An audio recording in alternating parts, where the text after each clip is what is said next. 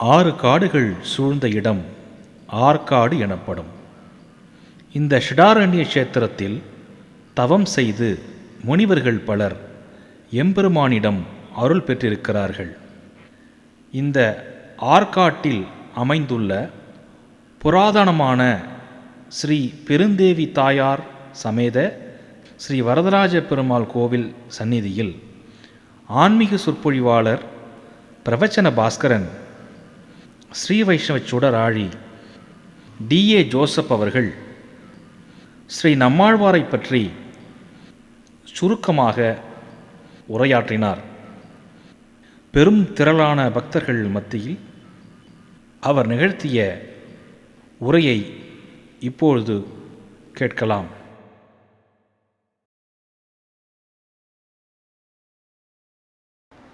சீரரா செல்வம் போல் சேர்கவே என் ஆசான் வீரராகவர்க்கு புகழ்.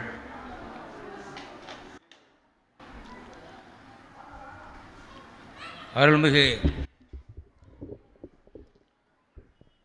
ஆற்காடு ஸ்ரீ பெருந்தேவி தாயார் சமேத ஸ்ரீ வரதராஜ பெருமாள் திருக்கோவில் தேவஸ்தான கைங்கரியார்த்திகளே, நிர்வாகிகளே, இங்கு சிறப்பாக இயங்கி வரும் ஸ்ரீமன் நாராயண கைங்கரிய சபை தலைவர் அவர்களே, உறுப்பினர்களே, இங்கு இந்த சொற்பொழிவை கேட்க ஆவலோடு வந்து அமர்ந்திருக்கும் ஸ்ரீ வைஷ்ணவ மகனியர்களே, ஆண்டாள் கோஷ்டியினரே, அடியேன் இங்கு வருவதற்கு உதவியாயிருந்த அன்பர்களே, உங்கள் அனைவரையும் வணங்குவதிலே பெருமைப்படுகிறேன். அகலகில்லேன் இறையும் என்ற அலர்மேல் மங்கை உரை மார்பா, நிகரில் புகழாய் உலகம் மூன்றுடையாய் என்னை ஆழ்வானே, நிகரில் அமரர் மணிக்கணங்கள் விரும்பும் திருவேங்கடத்தானே, புகழொன்றில்லா அடியேன் உன் அடிக்கீழ் அமர்ந்து புகுந்தேனே. அஸ்மத் குருபியோ நமக, அஸ்மத் பரமகுருபியோ நமக, அஸ்மத் சர்வகுருபியோ நமக, ஸ்ரீமதே ராமானுஜாய நமக.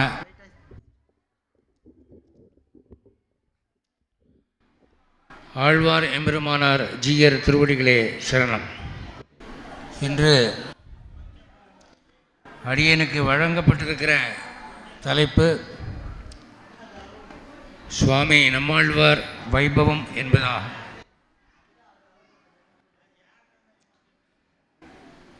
ஆழ்வார்களிலே தலையாழ்வாராக கருதப்படுகிறவர் நம்மாழ்வார். தலையாழ்வார் அப்படின்னா என்ன அப்படின்னா, இருக்கிற 12 ஆழ்வார்களிலே அந்த ஆழ்வார் சமஷ்டியை ஒரு சரீரமாக கொள்வதானால் நம்மாழ்வாரே சிரசு, ஏனைய 11 ஆழ்வார்களும் அந்த சரீரத்தினுடைய அங்கங்கள் என்று சொல்லுவார்கள். ஆழ்வார்கள் மொத்தம் 12 பேர் தானா, அதுக்கு மேலே கிடையாதா? ஆழ்வார்கள் என்று ஏன் சிலருடைய பெயர்கள் மட்டும் தனியாக குறிக்கப்படுகின்றன அப்படிங்கிறத நம்ம முதல்ல புரிஞ்சுக்கணும். இறைவனுடைய பக்தியிலே ஆழ்ந்து போகிறவர்கள் ஆழ்வார்கள். எந்த லா வரணும்னா வாழைப்பழலான வரணும், பள்ளிக்கூடலான வரக்கூடாது. அப்போது நாடு ஆள்பவன் என்ற அந்த பள்ளிக்கூடலான இல்லை,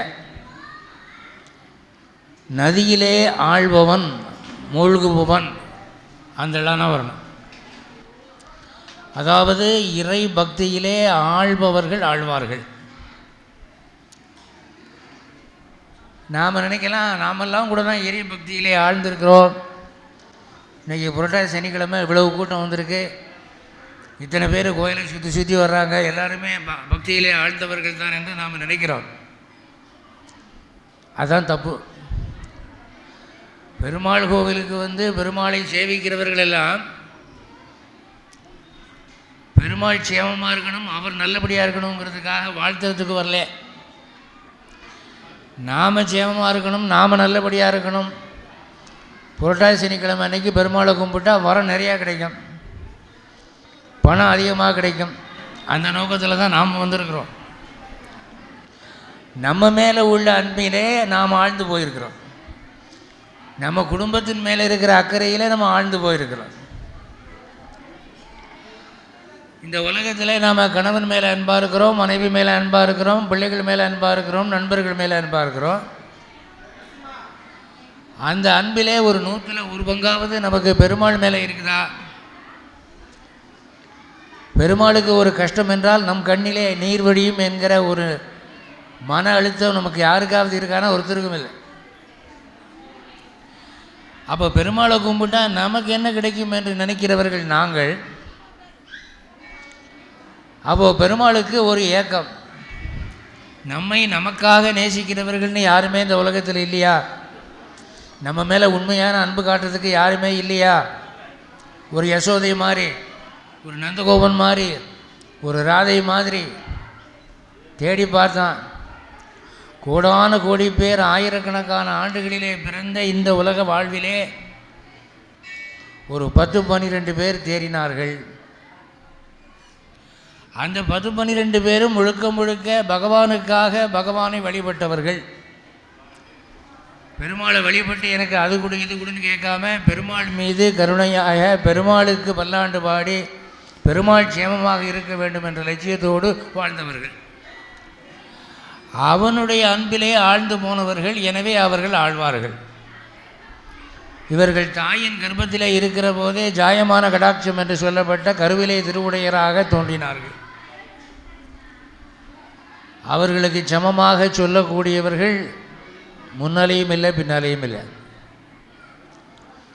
ஆச்சாரியர்கள் கூட பாதி எம்பெருமான் மீது அன்பு, மீதி உலகத்தின் மீது கருணை என்று வாழ்ந்தார்கள். உலக மக்களுடைய சேமத்துக்காக பகவானிடம் போராடக்கூடிய கருணை உள்ளமுடையவர்களாக ஆச்சாரிய புருஷர்கள் இருந்தார்கள். ஆழ்வார்களுக்கும் ஆச்சாரியர்களுக்கும் உள்ள வேறுபாடு அதுதான். ஆச்சாரியர்கள் எம்பெருமானுடைய கருணையை மக்களுக்கு பெற்றுத்தருவதிலே அக்கறையாக இருந்தார்கள். ஆழ்வார்கள் எம்பெருமான் மீது உள்ள காதலே குறியாக வாழ்ந்தார்கள்.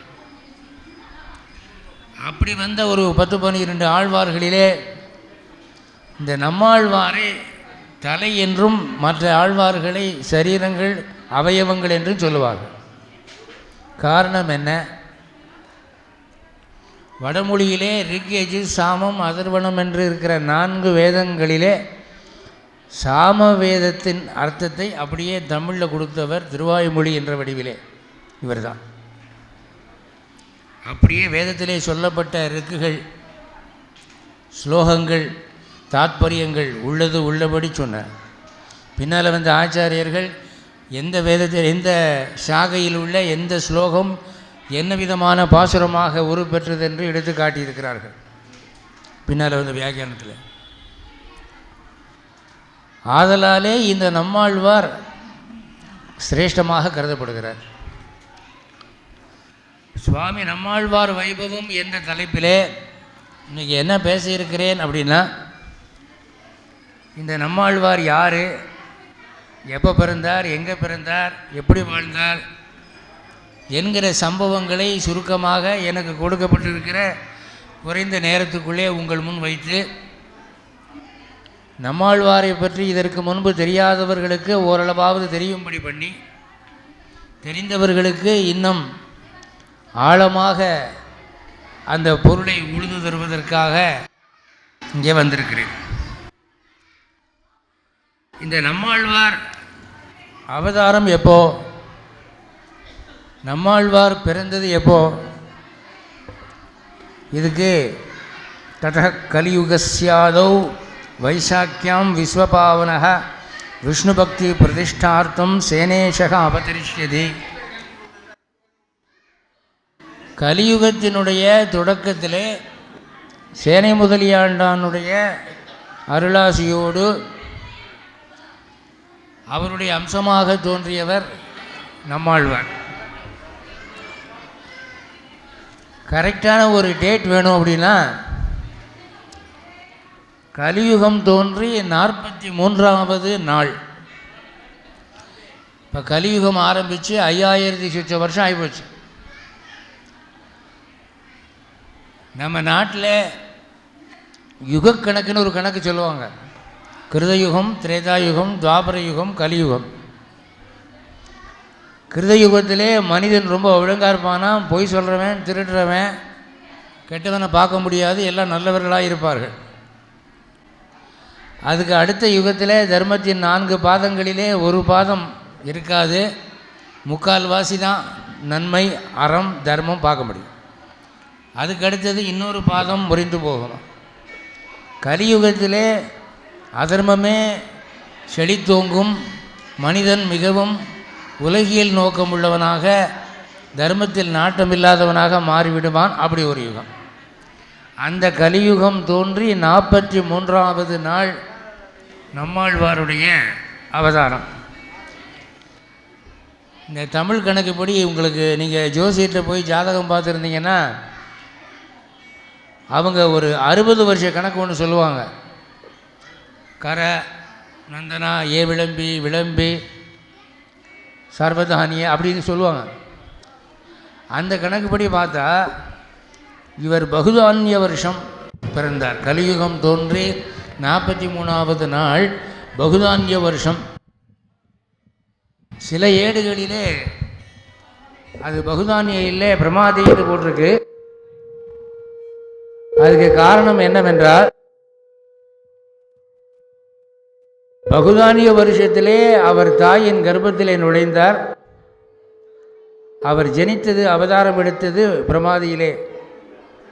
எனவே இரண்டும் சரிதான் என்று பெரியவர்கள் சொல்லுவார்கள்.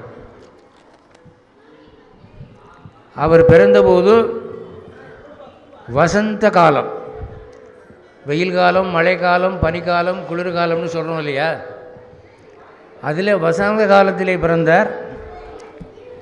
வைகாசி மாதம்.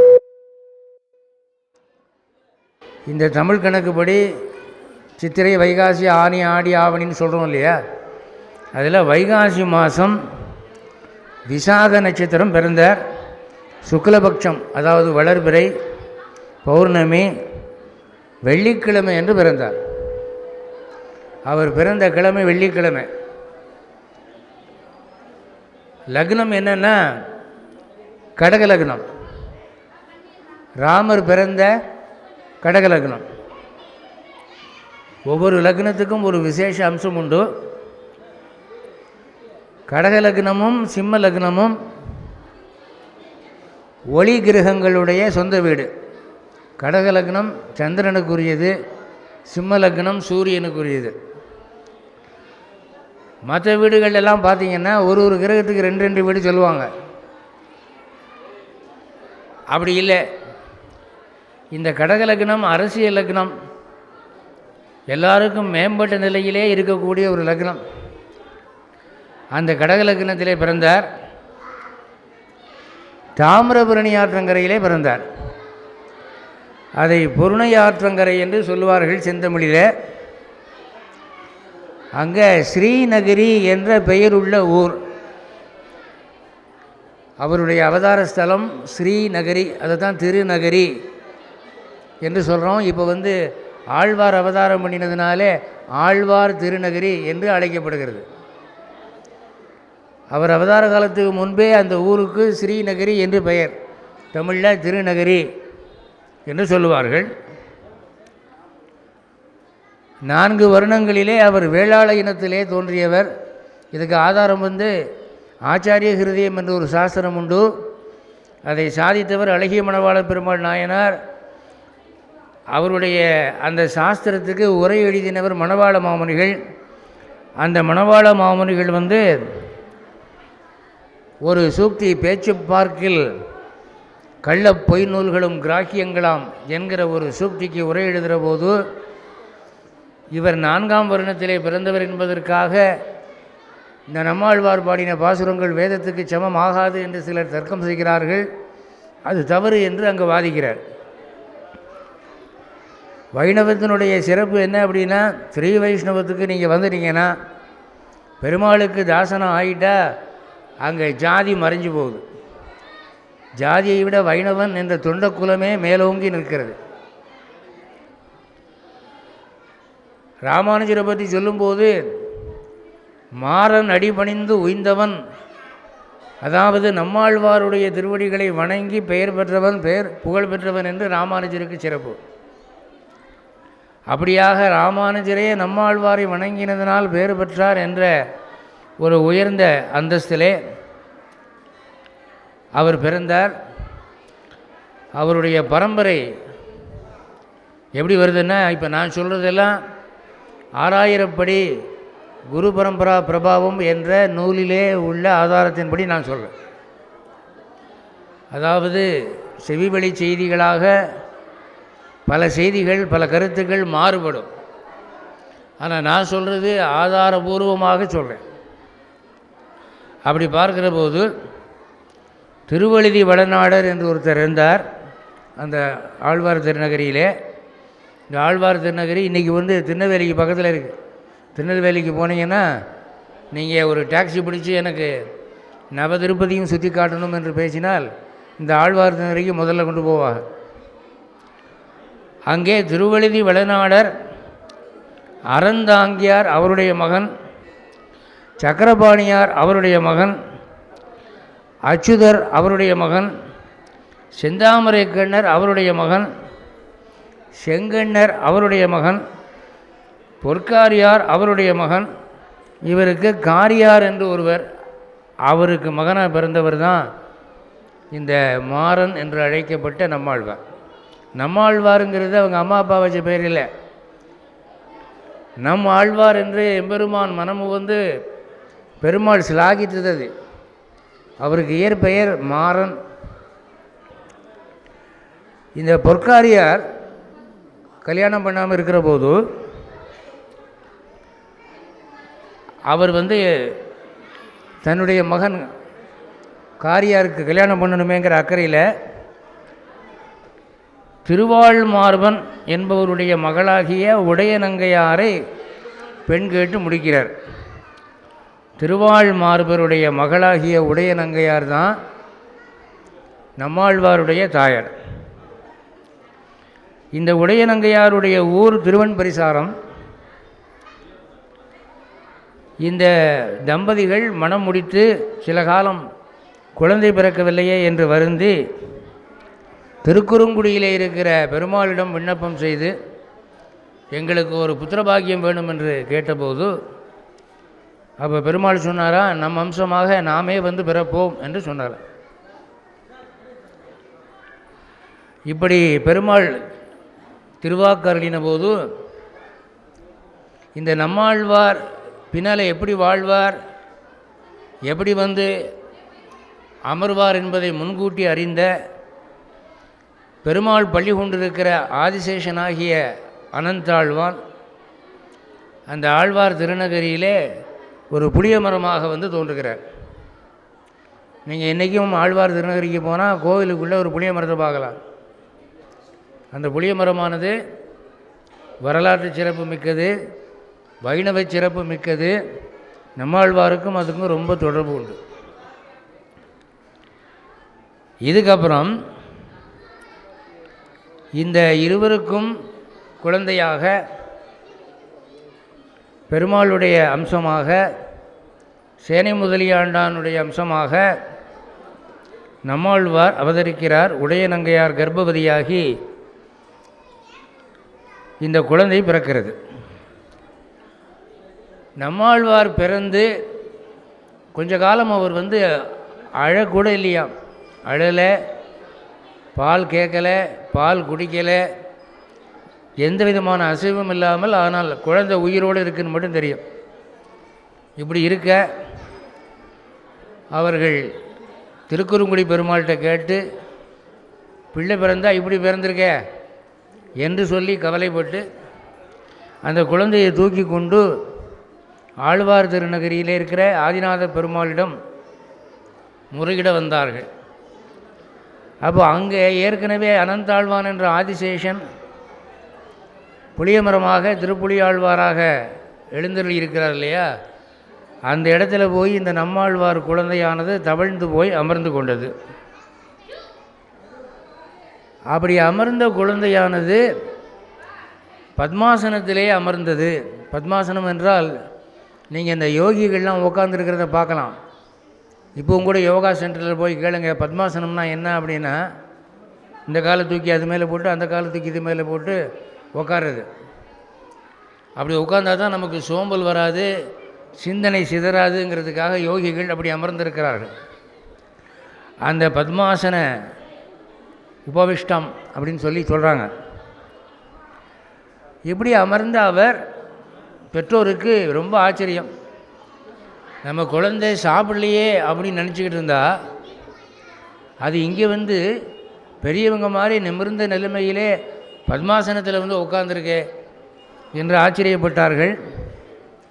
அனுதினமும் அந்த தாயும் தந்தையும் வந்து அந்த குழந்தையை பார்த்து விட்டு போவார்கள். இந்த குழந்தை வீட்டுக்கு வர மறுத்தது. நாள்கள் வாரங்களாகின, வாரங்கள் மாதங்களாகின, மாதங்கள் வருடங்களாகின. குழந்தை சாப்பிடவில்லை, குடிக்கவில்லை. ஆனால் உடல் வளர்ச்சி பார்த்திங்கன்னா ரொம்ப நார்மலாக இருக்குது. நன்கு சாப்பிடுகிற குழந்தை எப்படி உடல் வளர்ச்சி உள்ளதாக இருக்குமோ அப்படி உடல் வளர்ச்சி உள்ளதாக அந்த குழந்தை காணப்படுகிறது. இப்படி 10-16 ஆண்டுகள் கழிகின்றன. 10-16 வயது ஆகிற நிலைமையிலே இவர் மனதிற்குள்ளே எம்பெருமானை தியானித்ததன் பலனாக பெருமாள் கருட வாகனராக காட்சியளித்து 108 திவிதேச பெருமாள்களும் அவர் முன்பு தோன்ற அவருக்கு வேத ஞானம், யாப்பு, தமிழ் சகல ஞானமும் ஞான திருஷ்டியோடு அருளப்படுகிறது. இந்த நிலைமையில் இவருடைய வாழ்க்கையை நான் பரிபூர்ணமாக சொல்லி முடிக்க வேண்டும் என்றால் 2 மகான்களை பற்றி சொல்லணும். நம்மாழ்வார் பற்றி முழுக்க சொல்வதென்றால் நம்மாழ்வார் அல்லாத 2 மகான்களை பற்றி சொல்ல வேண்டும். இவருடைய வாழ்க்கையிலே தொடர்புள்ளவர்கள். ஒருவர் மதுரகவிகள், இன்னொருவர் யாருன்னு கொஞ்சம் நேரத்தில் சொல்கிறேன். இந்த மதுரகவிகள் யார் அப்படின்னா, இந்த நம்மாழ்வாருடைய இருப்பிடமாகிய ஆழ்வார் திருநகரிக்கு பக்கத்திலேயே இருக்கக்கூடிய திருக்கோளூர் என்ற ஒரு திவ்ய தேசத்திலே அவதாரம் பண்ணின ஒரு மகான். பிராமண வருணத்தைச் சேர்ந்தவர். அவருடைய வம்ச பாரம்பரியத்தின் காரணமாக சிறு வயதிலேயே அவருக்கு வந்து யோகத்திலே மனம் நாடியது. யோகீஸ்வரர். பல ஆண்டுகளாக யோகம் பயின்று யோகத்தில் இருந்தவர். பாரதத்தில் இருக்கிற திவ்யதேசங்களெல்லாம் சென்று சேவிப்பவர். அப்படிப்பட்ட அந்த மகான் தனக்கு தெரியாத ஒரு ஞான நிலையை எட்ட வேண்டும், அதற்கு ஒரு தக்க குரு வேண்டும் என்று ஏக்கத்தோடு வாழ்கிற நாளிலே ஒரு முறை அவர் தீர்த்த யாத்திரையாக வட இந்தியா சென்றிருந்த போது கங்கை கரையோரமாக இரவு நேரத்திலே அவர் சஞ்சரித்தப்போ தெற்கே வானத்திலே ஒரு பெரிய ஜோதி, ஒரு ஒளி தோன்றியதாம். ஒரு கிராமம் பற்றி எரிகிறதோ, 100 வீடுகள் தீக்கிரையாகிவிட்டனவோ என்று அவர் கவலைப்பட்டார். இது என்ன இப்படி இருக்குது என்று சொல்லி போய் படுத்துக்கிட்டார். மறுபடி இரவு எழுந்து வந்தால் அதே இடத்துல தெற்க ஒரு ஒளி தெரியுது. அதில் ஒரு ஆச்சரியம் என்னென்னா, அவரை தவிர அக்கம் பக்கம் இருக்கிறவங்களுக்கு அந்த ஒளி தெரியல. அப்போது அவர் என்ன பண்ணார், அன்று முதல் பகலிலே உறங்கி இரவிலே அந்த ஒளியை பின்பற்றி அப்படியே நடந்து வந்தாராம். வடக்கே இருந்து நடந்து வந்தால் அந்த ஒளியானது இவருடைய பிறந்த ஊரான திருக்கோளூருக்கு பக்கத்தில் இருக்கிற ஆழ்வார் திருநகரி அருகே வந்த உடனே மறைந்து விட்டது. அப்போது சரி, நாம் தேடிக்கொண்டிருந்த ஒரு ஆத்மகுரு இங்கே தான் இருக்கிறார் போல் இருக்கே என்று சிந்தித்து அவர் இந்த ஊரில் ஏதாவது அதிசயம் உண்டா என்று விசாரித்தாராம். அப்போ அந்த ஊர் ஜனங்கள் சொன்னார்கள், ஒரு பையன் பிறந்த நாளிலிருந்து தாய்ப்பால் கூட பருகாமல் ஒரு புளிய மரத்தடியில் அமர்ந்திருக்கிறான். சாப்பாடு இல்லை, ஆனால் உடல் வளர்ச்சியெல்லாம் ரொம்ப சாதாரணமாக எல்லாருக்கும் இருக்கிற மாதிரி இருக்குது, இன்னும் செழிப்பாக இருக்குன்னு கூட சொல்லலாம் என்று சொன்னார். உடனே அவர் கிட்ட பார்த்தாரா, பார்த்தா கண்களை மூடியிருந்த நிலையிலே அமர்ந்திருக்கிற அந்த நம்மாழ்வார் என்ற ஷடகோபர், அவருக்கு ஷடகோபர்னு ஒரு பேர் சொல்லுவாங்க. அதாவது ஒரு மனிதன் தாயின் வயிற்றிலே கருவாகி உருவாகி ஜனிக்கிறதுக்கு முன்னாலே இந்த உலகத்தை பார்க்கிற வரைக்கும் அவனுக்கு பூர்வ ஜென்ம நினைவெல்லாம் இருக்குமா. அந்த தாயினுடைய வயிற்றை விட்டு வெளியே வரும்போது அந்த பூர்வ ஜென்ம நினைவுகள் மறக்கடிக்கப்படுகின்றன. அந்த பூர்வ ஜென்ம நினைவுகளை மறக்கடிக்கக்கூடியது சடவாயு என்று ஒரு விதமான வாயு, ஒரு காற்று. அந்த காற்று இவரை ஒன்றும் செய்யவில்லை, இவருக்கு பூர்வ ஜென்ம நினைவு இருந்தது என்று சொல்கிறார்கள். அதனால் இவருக்கு சடவாயுவை வென்றதனாலே இவருக்கு சடாரி அல்லது சடகோபன் என்று பெயர் உண்டு. இன்றைக்கி பெருமாள் கோவிலில் பெருமாள் சன்னதியில் நீங்கள் பக்தர்கள் சேவார்த்திகள் அங்கே போகிறபோது சேவார்த்திகள் தலையிலே வைக்கப்படுவது சடாரின்னு சொல்கிறாங்க இல்லையா, அது என்ன அப்படின்னா நம்மாழ்வாருடைய திருவடிகள், பெருமாளுடைய பாதுகைகளாக நம்மாழ்வார் இருக்கிறாருங்கிறது ஒரு பாவனை. அப்போ இந்த நம்மாழ்வார் அந்த சடவாயுவை வென்று பூர்வ ஜென்ம நினைவுகளோடு பிறந்ததினாலே அவருக்கு சடகோபன் என்று ஒரு பெயர். அந்த சடகோபன் என்ற நம்மாழ்வார் கண்களை மூடி அமர்ந்திருந்தாலும் அவருக்குள்ளே வெளியாகியிருந்த ஆத்ம ஜோதி எவ்வளவு பிரகாசமாக இருந்ததென்றால் அந்த முகத்திலே ஒரு தேஜஸ் இருந்தது.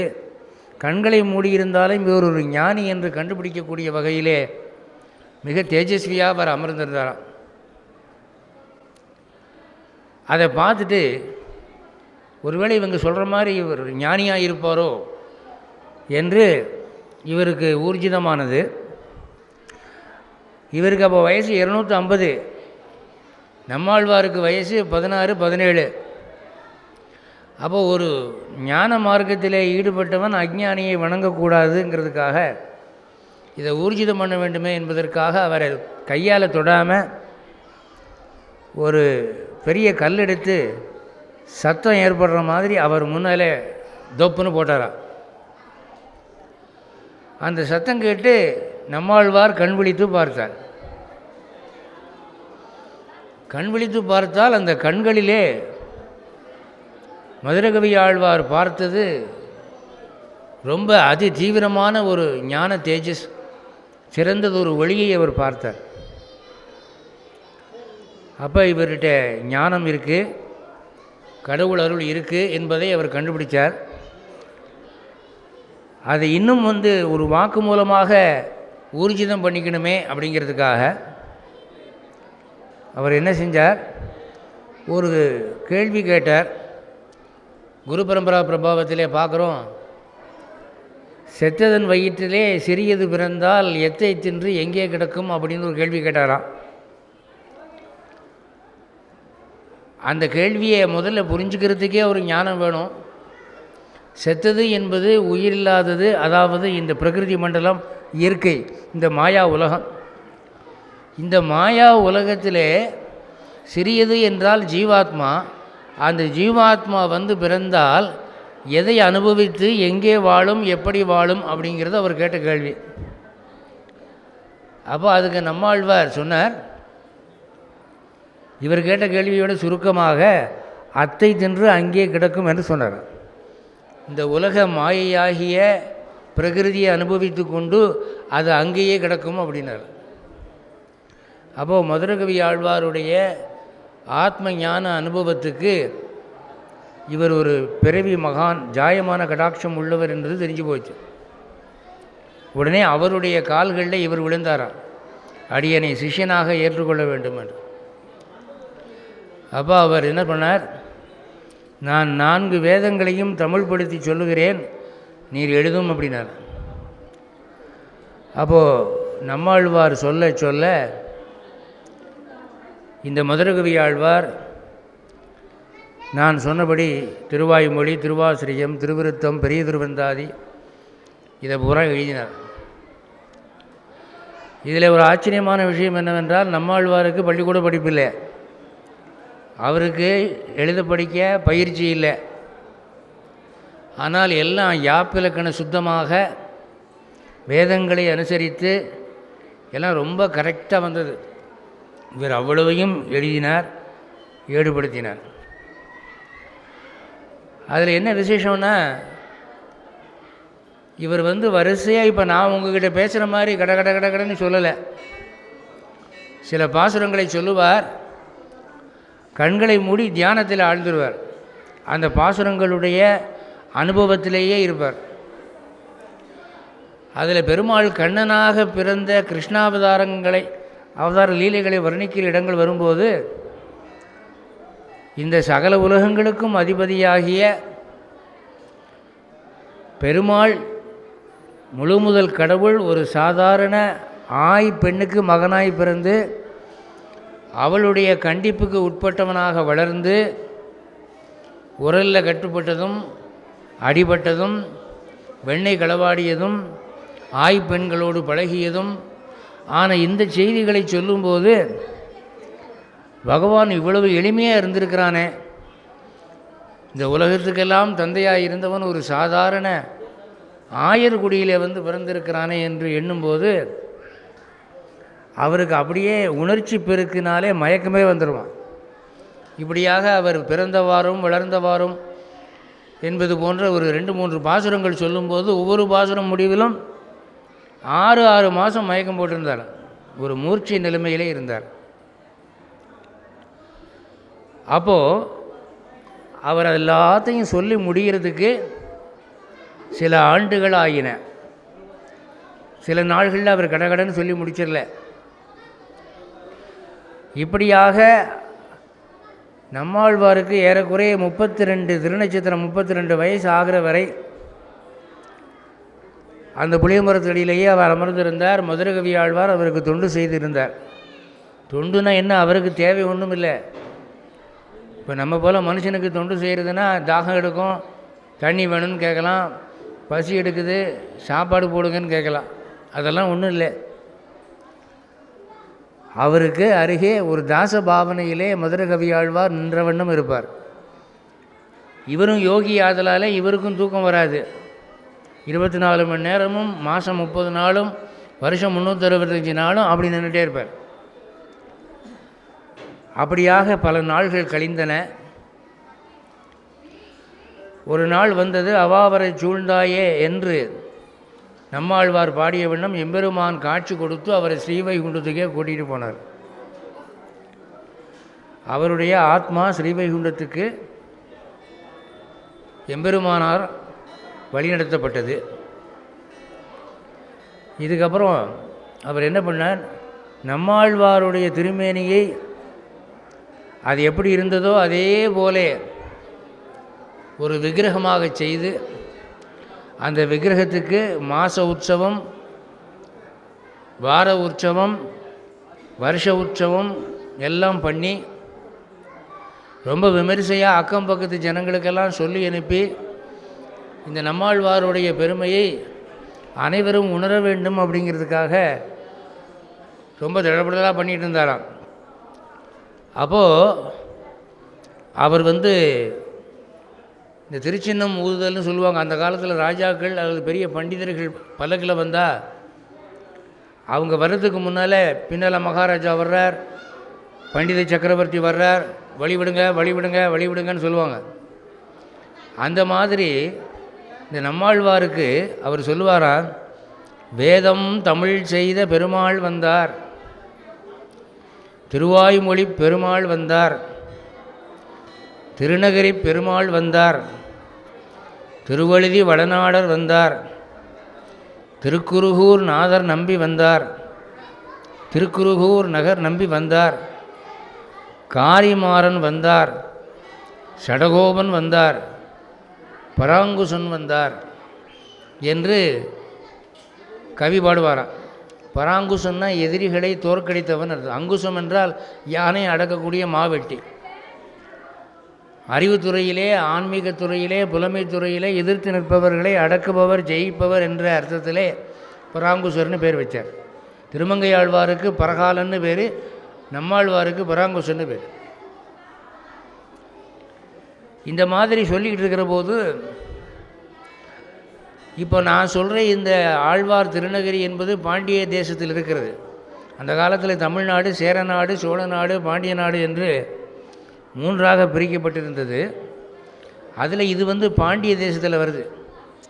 இந்த செய்தி பாண்டிய தேசத்தில் இருந்த மதுரை தமிழ்ச்சங்க புலவர்கள் காதில் போய் விழுந்ததான்.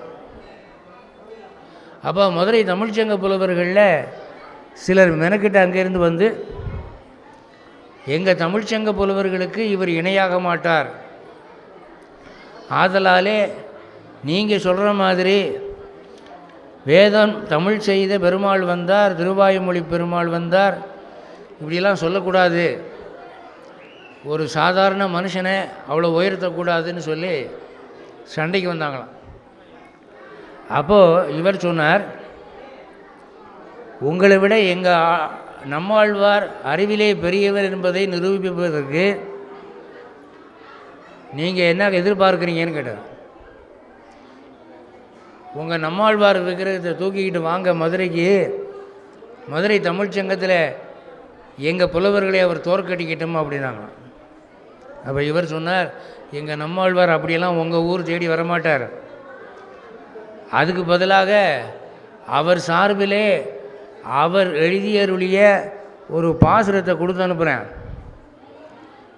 நீங்கள் என்ன பண்ணணும், உங்கள் அறிவுத்திறமைக்கு ஏற்றபடி ஆளுக்கு ஒரு பாட்டு எழுதி மதுரை மீனாட்சி கோயிலில் பொற்றாமரை குளத்தில் சங்க பலகை இருக்குது, அந்த சங்க பலகையில் உங்கள் பாடல்களையும் வைங்க, எங்கள் நம்மாழ்வாருடைய பாடலையும் வைங்க, எது நிற்கிது எது கீழே விழுகுதுன்னு பார்ப்போம் அப்படின்னு சொல்லி அனுப்பினாராம். அப்போது அவர் அனுப்பின பாடல் என்ன என்றால், திருவாயுமொழியிலே 10ஆம் பத்திலே 5வது பதிகம் முதல் பாசுரம். அது ரொம்ப ஒரு திருக்குறள் மாதிரி சின்னதாக இருக்கும். கண்ணன் கடலினை நண்ணும் மனமுடையீர் எண்ணும் திருநாமம் தின்னம் நாரணமே. சுருக்கமான பாட்டு. இதை எழுதி இதை உங்கள் சங்க பலகையில் வைங்கனர். அந்த காலத்தில் என்ன பழக்கம் அப்படின்னா, மதுரை சங்கத்திலே புலவராக இருக்கிறதுக்கு ஒரு தகுதி வேணும், அவர்கள் தெய்வ அருள் பெற்றவர்களாக இருக்க வேணும். அதை எப்படி நிரூபிப்பாங்கன்னா, அந்த சங்க பலகை ஒன்று பொற்றாமரை குளத்தில் மிதந்துக்கிட்டு இருக்கும், அதில் போய் இந்த புலவர் உக்காரணும், இல்லைன்னா புலவர் எழுதின பாட்டு வைப்பாங்க. அந்த பலகையானது அந்த பாட்டை கவிழ்த்து விட்டுருச்சுன்னா அவங்களுக்கு தகுதி இல்லைன்னு அர்த்தம். அந்த பலகை அதை தாங்கி நின்றதென்றால் அவர் தகுதி உள்ள புலவர்னு அர்த்தம். ஏன்னா அந்த சங்க பலகையில் ஒரு தெய்வம் இருந்தது, அது சரஸ்வதி அம்சம். பாண்டிய மன்னன் இதை வச்சு தான் நல்ல புலவன் அல்லாதவன் என்று தரம் பிரிச்சுக்கிட்டு இருந்தான். அப்போ ஒரு 40-49 புலவர்கள் தான் சிறந்த புலவர்கள் என்று இந்த சங்க பலகை நிரூபித்திருந்தது. அதனால் இவங்க என்ன பண்ணாங்க, சரி இவர் சொல்கிறபடி ஆகட்டும்னு சொல்லி இந்த ஏடு எடுத்துக்கிட்டு பாண்டிய மன்னன்ட்டு சொல்லி அரசவையை கூட்டி எல்லாருமா பொற்றாமரை குளத்துக்கு வந்து அந்த சங்கப்பலகை மேலே ஒரு பக்கம் இந்த நம்மாழ்வாருடைய பாசுரம் மதுரகவி ஆழ்வார் எழுதி கொடுத்தது, இன்னொரு பக்கம் இந்த புலவர்களில் ஒவ்வொருத்தராக எழுதின பாட்டு. என்ன ஆச்சுன்னா, நம்மாழ்வாருடைய பாசுரம் மட்டும் நின்றுச்சு. அந்த மதுரை தமிழ்ச்சங்க புலவர்களுடைய பாட்டெல்லாம் ஒவ்வொன்றா குளத்துக்குள்ளே கவுந்து போச்சு. அப்போ என்ன பண்ணாங்க, ஒருவேளை இந்த ஓலைச்சுவடியில் ஏதோ மந்திரவாதம் பண்ணிட்டான் போல் இருக்கு அப்படின்னு சொல்லி இந்த புலவர்கள் என்ன சொன்னார்கள், நாங்களே வந்து உக்காடுறோன்னு சொல்லி இந்த 49 புலவர்களும் சங்க பலகை வந்து உக்காந்தாங்க. சங்க பலகையினுடைய ஒரு பக்கம் அந்த புலவர்கள், ஒரு பக்கம் இந்த நம்மாழ்வார் எழுதின ஓலைச்சுவடி. அப்போ அந்த பலகை என்ன பண்ணிடுச்சு, 49 புலவர்களையும் கவுத்து விட்டுச்சு தண்ணிக்குள்ளே. இந்த ஒரு ஓலை மட்டும் நின்று போச்சு. அப்போது அந்த சங்க புலவர்கள் தோல்வியை ஒத்துக்கொண்டு, உங்கள் நம்மாழ்வார் எங்களுக்கு சமங்கிறத விட எங்களை விட உயர்ந்தவர் என்று நாங்கள் ஏற்றுக்கொள்கிறோம் என்பதற்கு அடையாளமாக அந்த சங்க புலவர்களினுடைய தலைவன் ஒரு பாட்டு சொன்னானா. அது இன்று வரை தனிப்பாடல் திரட்டிலே காணப்படுகிறது, சங்க இலக்கியங்களில் காணப்படுகிறது, வைஷ்ணவ கிரந்தங்களில் காணப்படுகிறது. ஈயாடுவதோ கருடருக்கு எதிரே. ஒரு ஈ வந்து கருடனுக்கு முன்னால் போய், உனக்கு 2 ரெக்கை இருக்குது, எனக்கு 2 ரெக்கை இருக்குது, அதனால் நீயும் பச்சி நானும் பச்சின்னு சொன்னால் அந்த கருடன் ஒரு கொத்து கொத்துனா போச்சு. இந்த ஈ தாங்குமா? அதான் சொன்னார், ஈ ஆடுவதோ கருடருக்கு எதிரே. தமாஷா அந்த காலத்தில் ஒரு ஐதீகம் சொல்லுவாங்க, பட்சிகள் மாநாடு போட்டாங்களாம் ஒரு தடவை. பட்சிகள் மாநாடு அப்படின்னா பட்சம்னா இறகுன்னு அர்த்தம். பட்சிகள் என்று 2 பக்கமும் இறகு இருக்கிறதுனாலே பறவைகளுக்கு பட்சிகள்னு பேர். அப்போது கருடன், குருவி, மைனா, மயில், கிளி, காக்கை, வாத்து, இந்த மாதிரி எல்லா பறவைகளும் அந்த மாநாட்டில் வந்து கலந்துக்கிச்சான். அப்போது அந்த மாநாட்டில் கலந்துக்கிறதுக்கு என்று 4-5 கொசு வந்து உட்காந்துச்சான். நீங்கள் எதுக்கு வந்தீங்கன்னு கேட்டால், எங்களுக்கு ரெக்கை இருக்குல்ல அப்படின்னு. அப்போ இந்த பறவைகள் இந்த கொசுக்களை கொத்தி விரட்டின, ரெக்கை இருக்கிறவங்கள்லாம் பச்சை ஆகிட மாட்டாங்க அப்படின்னு. இப்போ நமக்கு வீட்டில் கொசு கடிக்குதுன்னு சொன்னால் என்ன சொல்கிறோம்? பறவை கடிக்குதுன்னு சொல்கிறோம். பறவை கொத்துதுன்னு சொல்கிறது இல்லை, கொசு கடிக்குதுன்னு சொல்கிறோம். அப்போது இறக்கை உள்ளதெல்லாம் பச்சையாகாது. அந்த அர்த்தத்தில் சொன்னாராம், ஈ ஆடுவதோ கருடருக்கு எதிரே, இரவிக்கு எதிர் மின்மினி ஆடுவதோ. இரவினா சூரியன், சூரியனுக்கு முன்னால் மின்மினி பூச்சி எனக்கும் ஒளி இருக்குது உனக்கும் ஒளி இருக்குதுன்னு சொல்கிற மாதிரி அது பொருத்தமா? நாயை விடுவதோ உரிமை புலிமுன். ஒரு புலிக்கு முன்னால் நாய் வந்து என்னாலையும் ஒன்றை மாதிரி சத்தம் கொடுக்க முடியும்னு சொல்லி கத்தினா நல்லா இருக்குமா? நரி கேசரி முன் நடையாடுவதோ. சிங்கத்தின் முன்பு நரி வந்து நிற்பதா? ஒரு சிங்கத்தின் வீரம் என்ன, மிடுக்கு என்ன, வேகம் என்ன, வலிமை என்ன, தோற்றம் என்ன, தேஜஸ் என்ன, அதுக்கு முன்னால் ஒரு நரி ஈடாகுமா? பேய் ஆடுவதோ எழில் ஊர்வசி முன். அழகான தேவதையாகிய ஊர்வசி முன்னால் ஒரு பெண் பேய் வந்து, எனக்கும் தலையில் கூந்தல் இருக்குது, எனக்கும் பெண்களுக்கு உரிய உறுப்புகள் இருக்குன்னு வந்து நின்று அது எவ்வளவு பரிகாசம். அடுத்து பெருமான் அடிசேர் வகுளாபரணன் 1000 மாமரையின் தமிழில் ஒரு சொல் பெருமோ உலகில் கவியே. நம்மாழ்வாருடைய 1000 பாசுரங்களினுடைய ஒரு பாசுரத்தினுடைய ஒரு சொல்லுக்கு ஈக்குவலாக எந்த கவிஞனுடைய கவியும் ஆகாது என்று அந்த தமிழ்ச்சங்க புலவர் தலைவன் ஒரு ஸ்டேட்மெண்ட் கொடுத்துட்டான். இப்போது இந்த மதுரகவி ஆழ்வார் எழுதி அனுப்பின அந்த ஓலைச்சுவடியில் இருந்த பாசுரம் உங்களுக்கு முன்னால் படித்து காமிச்சேன் இல்லையா? கண்ணன் கடலினை நன்னும் மனமுடையீர் எண்ணும் திருநாமம் சின்னம் நாரணமே. இதை வந்து ஏன் அவர் எழுதினார்? 1000க்கும் மேற்பட்ட பாசுரங்கள் இருக்கிற அந்த நூலில் இதை மட்டும் அவர் தேர்ந்தெடுக்க காரணம் என்ன? அதில் என்ன கருத்து இருக்குது அப்படிங்கிறத நம்ம கொஞ்சம் கவனிக்கலாம். நீங்கள் அலுப்படையக்கூடாதுங்கிறதுக்காக தான் ஒரு 2 வரி பாசுரத்தை கொண்டு வந்திருக்கிறேன். 4 வரி பாசுரம்னா உடனே நாங்கள் நகர்ந்து விடுவோம் அப்படின்னு நகர்ந்துடுவீங்க. இந்த 2 வரி பாசுரம் என்ன சொல்லுது அப்படின்னா,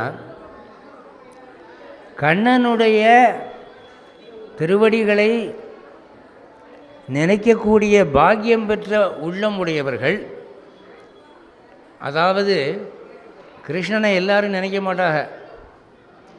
கிருஷ்ணன் காலத்திலேயே கிருஷ்ணனை வணங்காதவர்கள் தான் நிறைய பேர் இருந்தாங்க. சிசுபாலனுக்கு பிடிக்காது, துரியோதனனுக்கு பிடிக்காது, தந்தபக்தரனுக்கு பிடிக்காது, ஜராசந்தனுக்கு பிடிக்காது. இவங்கெல்லாம் கிருஷ்ணன் காலத்தில் இருந்தவங்க தான். கண்ணனை கடவுள் என்று ஒத்துக்கொண்டு வணங்கக்கூடிய பாக்கியம் யாருக்கு வரும் அப்படின்னு சொன்னால், யார் மீது கடவுள் அருள் செய்திருக்கிறாரோ அவங்களுக்கு தான் அந்த ரசனை வரும், அந்த டேஸ்ட்டு வரும். இப்போ நம்மாழ்வார் வந்து புளியமரத்தடியில் ஆழ்வார் திருக்கரையில் உட்காந்துருந்த காலத்தில் 32 வருஷம் உட்காந்துருந்தார்.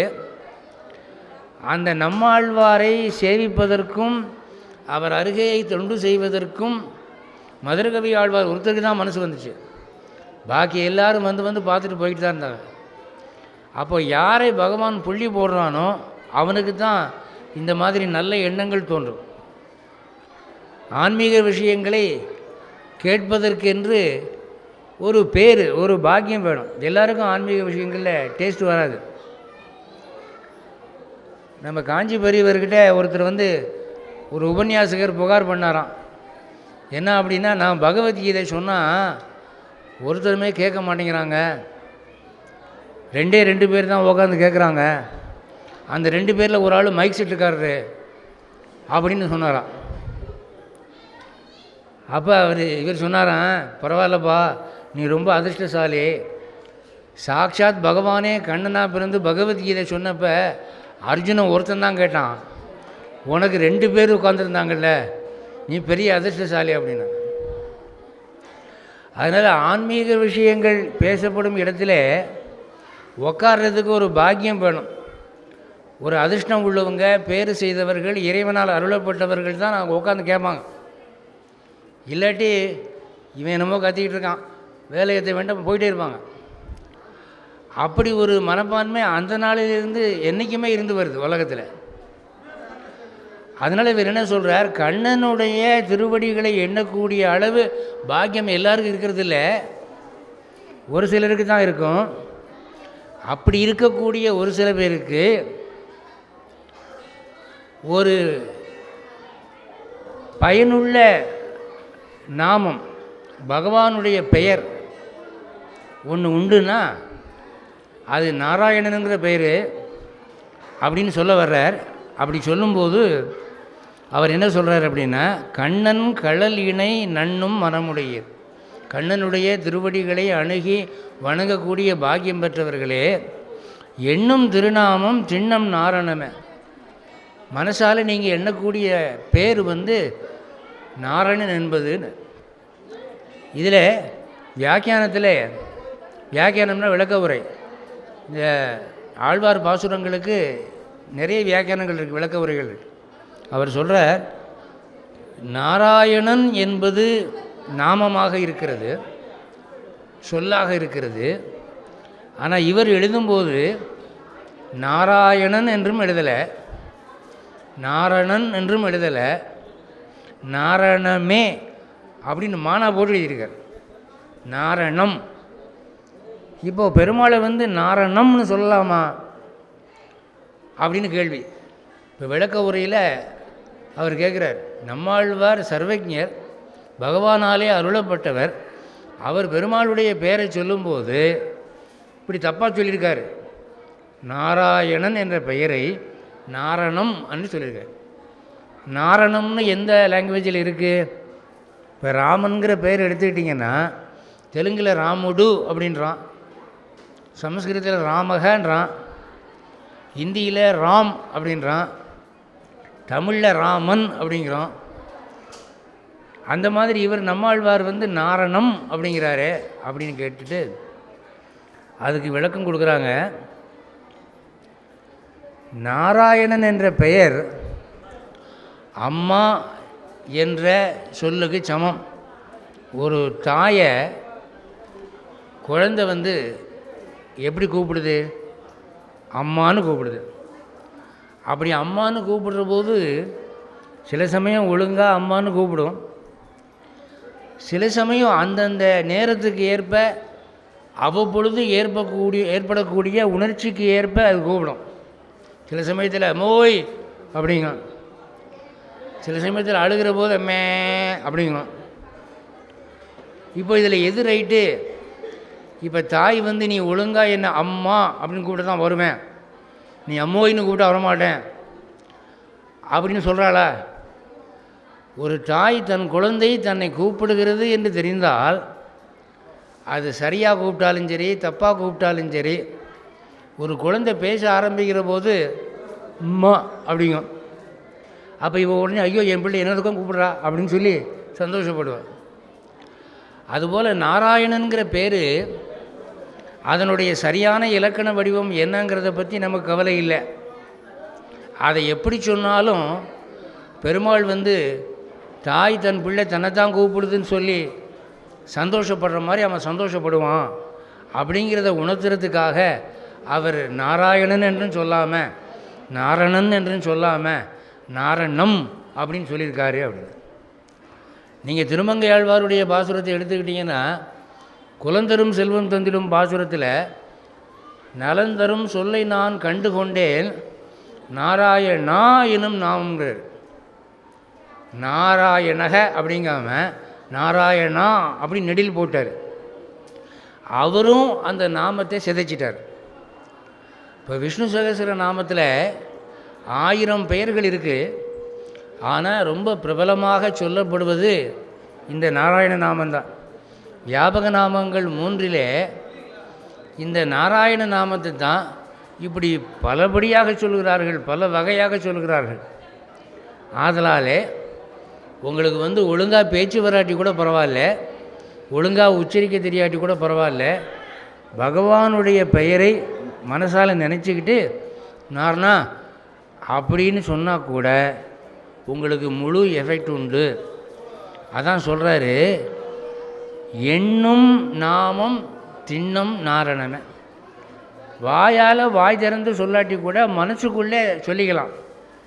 சில சமயத்தில் பிறருடைய காதுக்கு கேட்காம மனசாலேயே நாராயணன் சொல்லிக்கலாம். அப்போ கூட அதுக்கு எஃபெக்ட் உண்டு அப்படின்னு சொல்கிறார். அப்போது இந்த நாராயண நாமத்தினுடைய பெருமையை சொல்வதற்காக அவர் அந்த ஒரு பாசுரத்தில் சொல்கிறார்.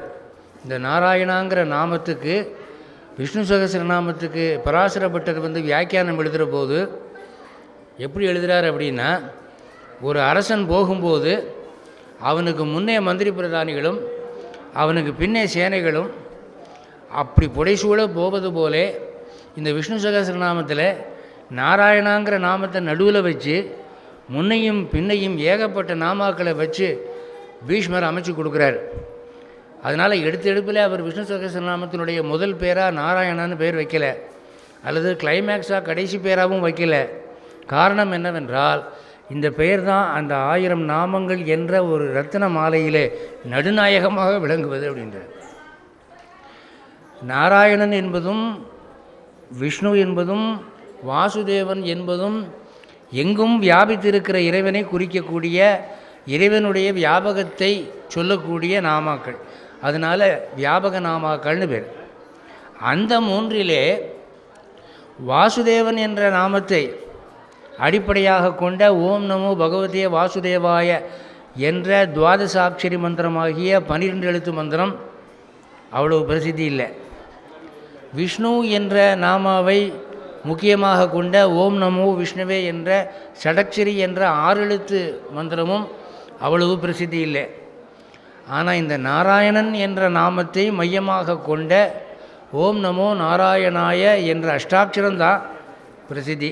ராமானுஜர் அனைவருக்கும் உபதேசம் பண்ணினது இந்த அஷ்டாட்சரம்தான், மற்ற 2ம் இல்லை. காரணம் என்ன அப்படின்னா, இந்த நாராயணா என்ற நாமத்துக்கு பவர் அவ்வளவு இருக்குது. இந்த திருமங்கை ஆழ்வார் நலம் தரும் சொல்லி நான் கண்டு கொண்டேன் என்ற சீரியலில் இந்த நாராயணாங்கிற ஒரு நாமத்தை எடுத்து தான் அத்தனை பாசுரங்கள் பாடியிருக்கிறார். இங்கே இன்னொரு ரகசியம் இருக்குது அப்படிங்கிறத வியாக்கியானத்தில் எழுதுகிறாங்க. என்னன்னா, எங்களுக்கு முறைப்படி ஒரு குருக்கிட்ட ஓம் நமோ நாராயணாய என்ற மந்திரம் உபதேசம் ஆகிருக்கு. அதை டெய்லி சொல்லணும்னு ஆசைப்பட்டால் குளிச்சுட்டு சுத்தமாக இருக்கிற போது தான் சொல்லணுங்கிறாங்க. எங்களுக்கு குளிக்கிறதுக்கு ஒவ்வொரு நாளும் காலையில் 6 மணிக்கு முடியறது இல்லை, சில சமயம் குளிக்காமலே போகுது அப்படின்னு சொல்கிறாங்க. இப்போ நான் 10 நாளைக்கு முன்னால் ஃப்ரான்ஸுக்கு போயிருந்தேன். அந்த ஃப்ரான்ஸ் நாட்டினுடைய பெருமை என்ன அப்படின்னு சொன்னால், உலகத்தில் எந்த நாட்டின் பெயராலும் ஸ்நானம் என்பது குறிக்கப்படுவதில்லை. அமெரிக்கன் பாத்து, பிரிட்டிஷ் பாத்து, ஜப்பானீஸ் பாத்துன்னு யாரும் சொல்கிறதில்லை. ஃப்ரெஞ்சு பாத்துன்னு ஒன்று சொல்கிறாங்க. அது என்ன ஃப்ரெஞ்சு பாத்து அப்படின்னா ஈரத்துணியால் தொட்டு துடைச்சிக்கிறது, அதான் ஃப்ரெஞ்சு பாத்து. அப்போது அவங்கள கேட்டால் நான் என்ன நினச்சேன், விமானத்தில் போய்கிட்டு இருக்கிற போது டாய்லெட்டுக்கு போனேன், உள்ளே தண்ணியை காணோம். தண்ணியை காணாமேன்னு கேட்டால் அங்கே பேப்பர் தொங்குது பாருங்க அப்படின்ட்டான்.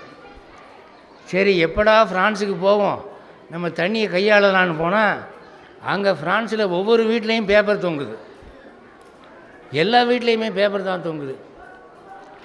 அப்போது அங்கே இருக்கிறவர் சொன்னாங்க, இந்தியாவிலேயே ரொம்ப காலம் இருந்து பழக்கப்பட்டு இங்கே வந்தவன் தான் டெய்லி குளிப்பான், மற்றவெல்லாம் 10 நாளைக்கு ஒரு தடவை 8 நாளைக்கு ஒரு தடவை தான் குளிப்பான், அதுவும் கழுத்தோடு குளிப்பான் அப்படின்னு. இந்த மாதிரியெல்லாம் குளிக்கிறதுக்கு வசதி இல்லாத ஊர்களில் நாங்கள் அஷ்டாட்சரம் சொல்லணும்னா 8 நாளைக்கு ஒரு தடவை தான் சொல்ல முடியும், 10 நாளைக்கு ஒரு தடவை தான் சொல்ல முடியும். அப்படிங்கிற சிக்கல் இருக்குது. ஒருவேளை நம்மாழ்வார் அன்னைக்கே இதை பார்த்தாரோ என்னமோ தெரியாது. அதனால் அவர் என்ன சொன்னார், நாரணம்னு மனசால் நினச்சா கூட போதும், அது அஷ்டாட்சரத்தினுடைய முழு பவரை உங்களுக்கு கொடுக்கும். அப்படிங்கிறபடியாக எண்ணும் நாமம் திண்ணம் நாரணமே அப்படின்னு சொல்லிட்டார். அப்படின்னா என்ன காரணம் என்றால், வரப்போகிறது கலியுகம். இவரே கலியுகம் பிறந்து 43வது நாள் பிறந்தார். அந்த 43வது நாள் பிறந்தது நினச்சி நம்மாழ்வார் ரொம்ப வருத்தப்பட்டாராம். என்னென்னா, ஒரு 43 நாளைக்கு முன்னால் பிறந்திருந்தால் கிருஷ்ணனை பார்த்துருக்கலாமே, கிருஷ்ணாவதாரம் முடிஞ்ச பிறகு தானே கலியுகம் வந்தது என்று ரொம்ப வருத்தப்படுவார் என்று சொல்லுவார்கள்.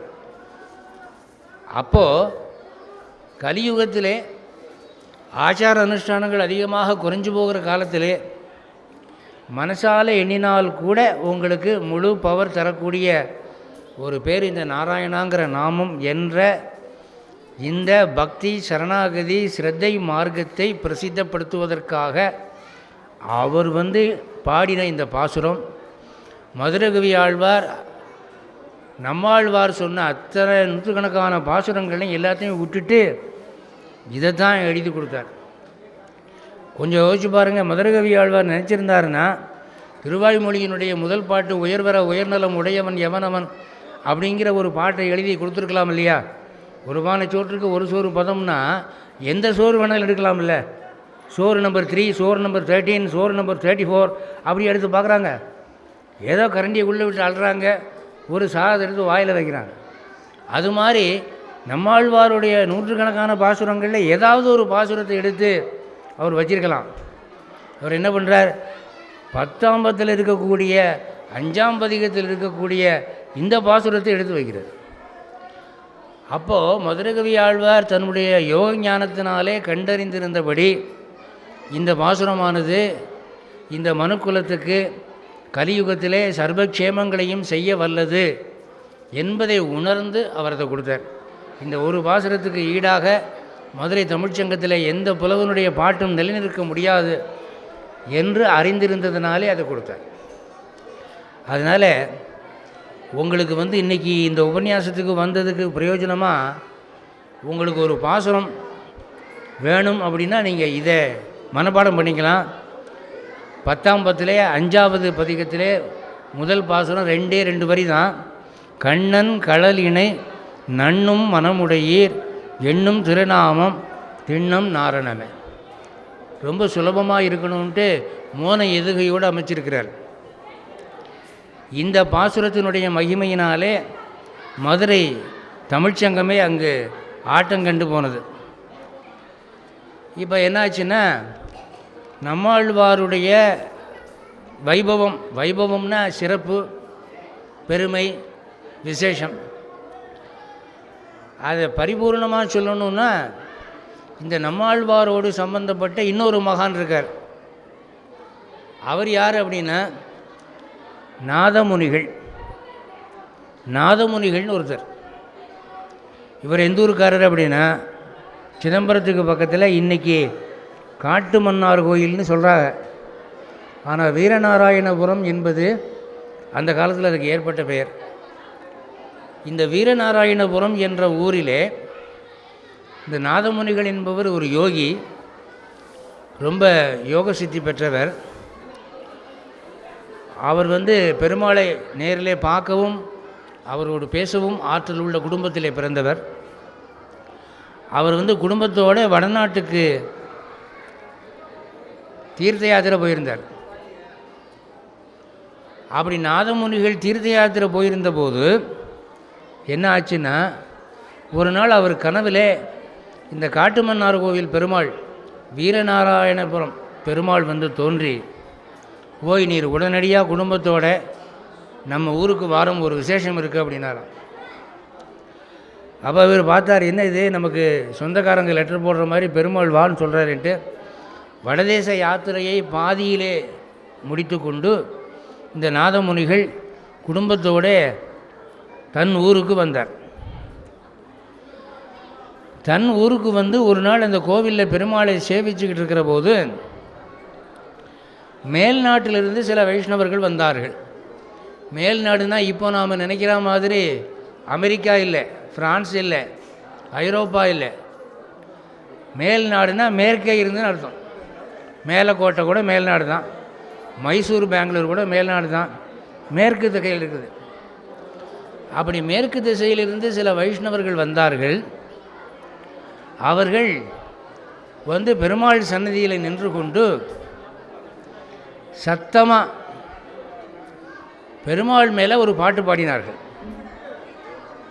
இங்கேயும் சத்தமாக தான் இருக்குது, ஆனால் இந்த சத்தம் வேறு. அவர்கள் பெருமாளுடைய பாடல் ஒன்றை சத்தமாக சொன்னார்கள்.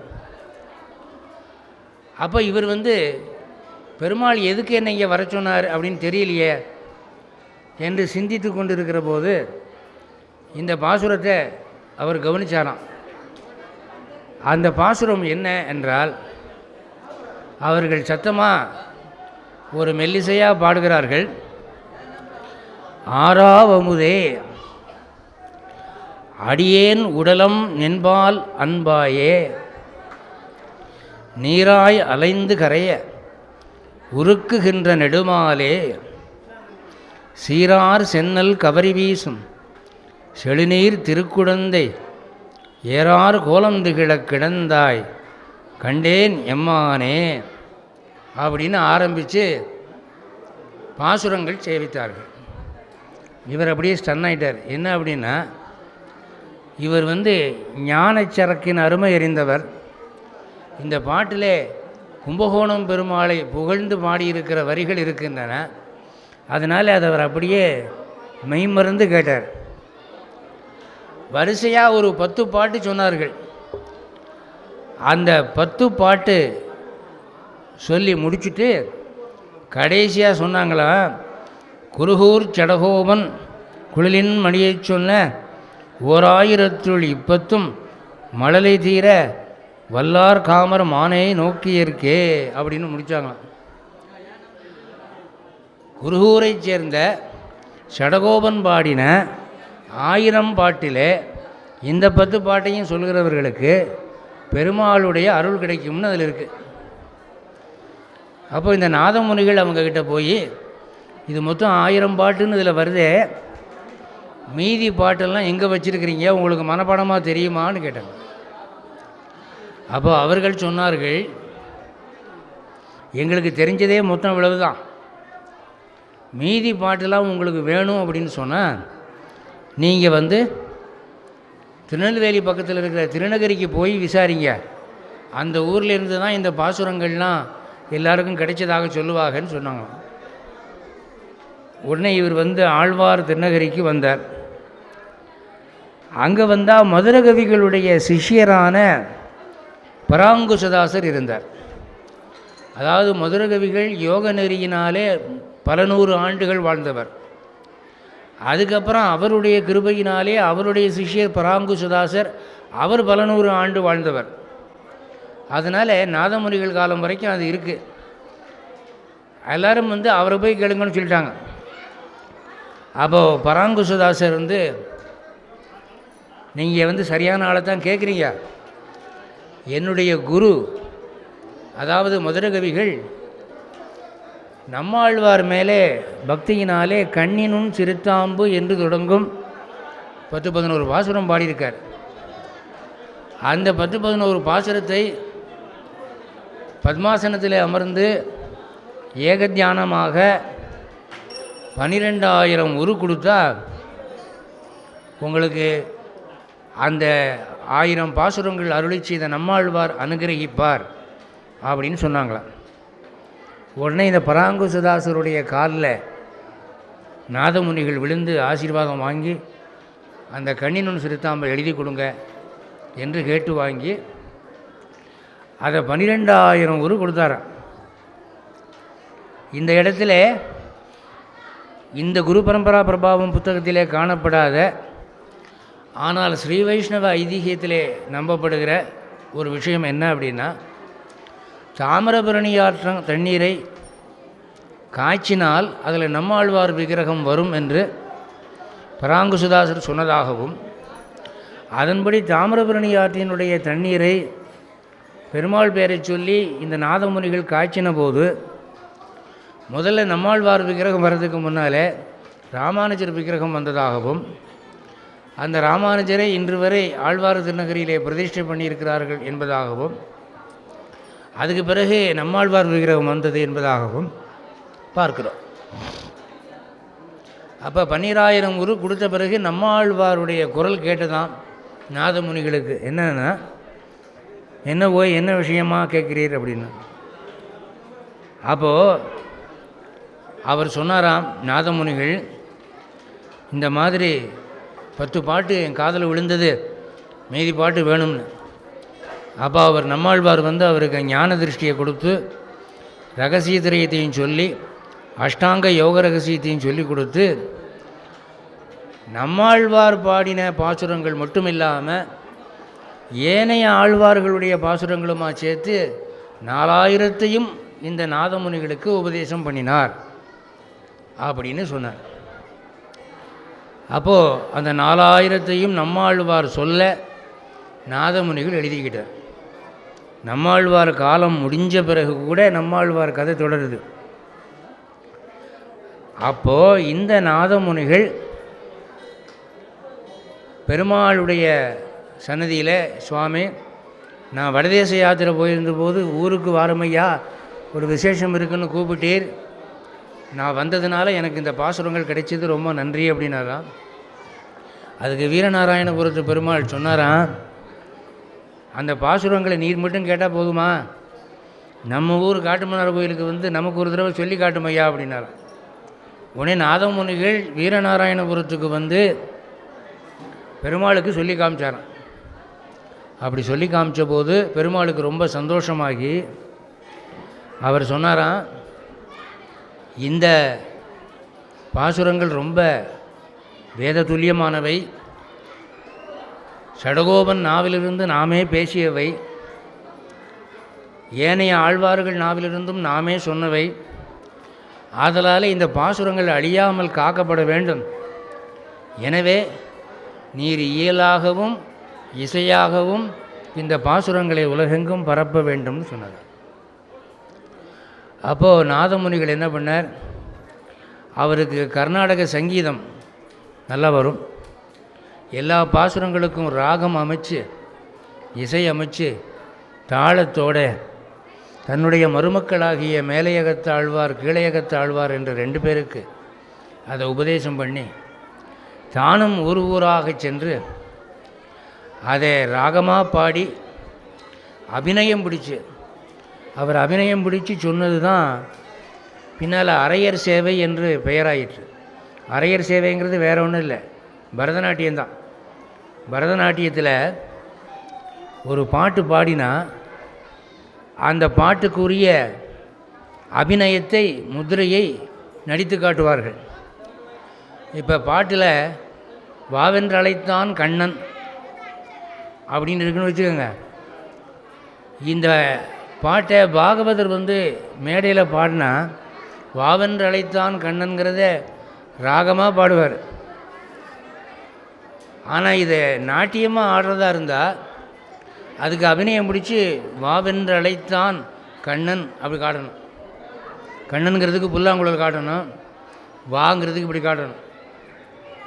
அப்படி காட்டும்போது தான் பார்க்குற மக்களுக்கு உள்ளத்தில் போய் அது பதியும். அதனால தான் பெரியவங்க வந்து நாட்டியத்தின் மூலமாக நல்ல விஷயங்களை சொன்னார்கள்.